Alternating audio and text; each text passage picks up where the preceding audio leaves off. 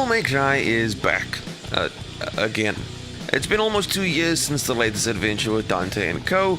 Now, thanks to the launch of new generation consoles and the trend of releasing a special edition for each title, we have Devil May Cry 5 Special Edition, which allows us to play as Vergil in one of the best games in the series to date.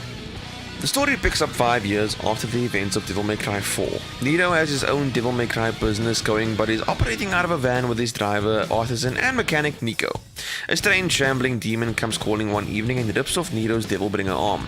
This sets in motion a series of events that involves the legendary devil hunter Dante and a new mysterious character who goes only by the name V. Their respective paths lead them to Redgrave City, where the demon king Urizen has planted a demonic tree known as the Qlipoth.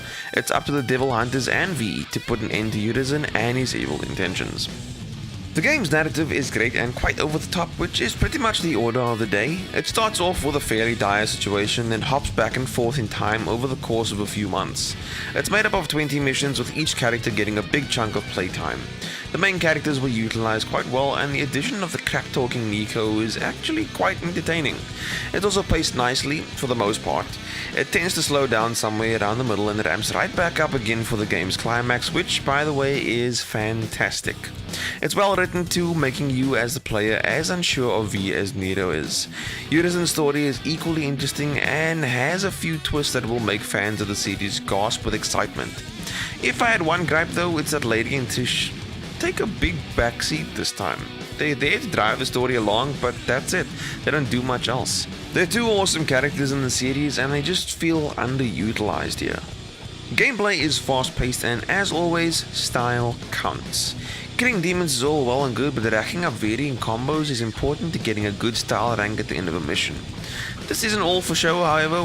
Well, it is, but it also nets you bonus red orbs, which is the game's currency and can be used to purchase new skills and upgrade your weapons and abilities.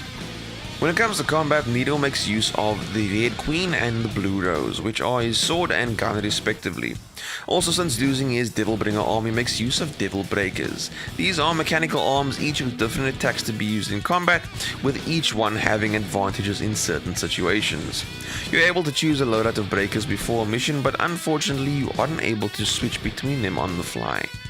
Dante will feel the most familiar to returning fans, with him making use of his sword, Rebellion, and his guns, Ebony and Ivory. He's also able to switch between different weapons and styles on the fly, allowing him to be quite possibly the most combat flexible character to play with. Plus, he's able to turn into a demon using Devil Trigger once his gauge has been filled enough. V is the odd one out. He is unable to engage in direct combat, so instead he summons his familiars, Griffin and Shadow, to handle the fighting before he closes in to deliver the finishing blow with his cane. V also has a devil trigger of sorts, but instead of transforming into a demon, his hair changes to white and summons an invincible autonomous demon called Nightmare. V's combat will feel strange at first as you figure out how to control your familiars, but it isn't long before you get the knack of utilizing them and staying out of harm's way yourself. Vergil being featured as a playable character is a welcomed addition. Being able to start up the game for the first time and just playing the campaign without having to complete it as the initial cast is nice. Although it is recommended to complete the game as Nito, Dante and V before moving on to Vergil, since it'll give you an idea of what to expect.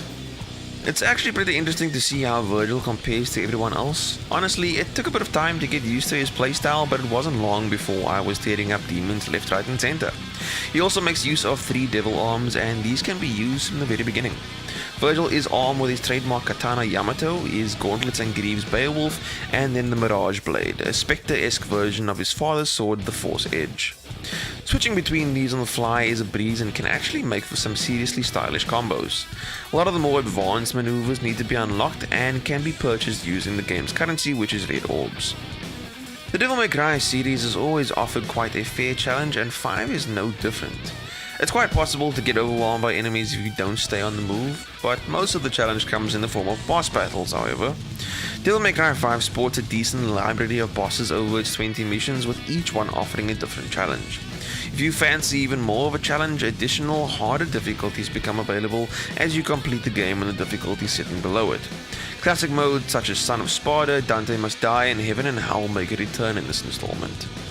A new difficulty accompanies Devil May Cry 5 Special Edition, and that is the legendary Dark Knight option.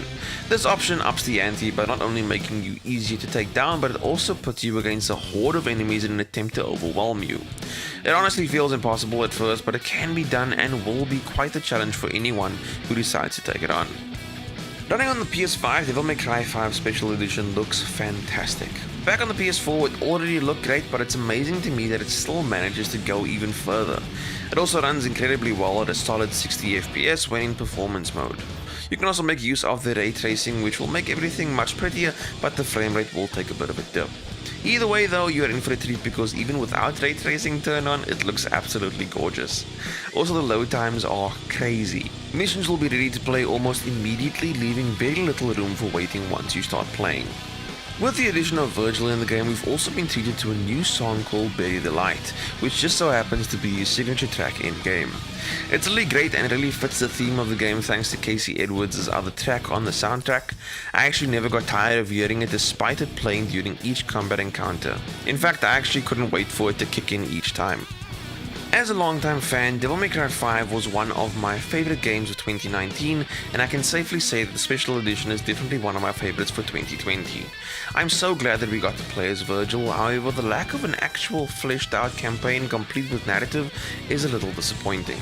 It's still an absolute blast to play as him though, utilizing his powerful attacks to destroy every demon that stood in my way. The combat is undoubtedly the best the series has ever seen, and it's something that'll have you coming back to play the higher difficulties, including the new legendary Dark Knight difficulty. Devil May Cry 5 Special Edition is a serious treat for fans, and I actually can't get enough of it. Let's hope we don't have to wait too long before the next game comes out.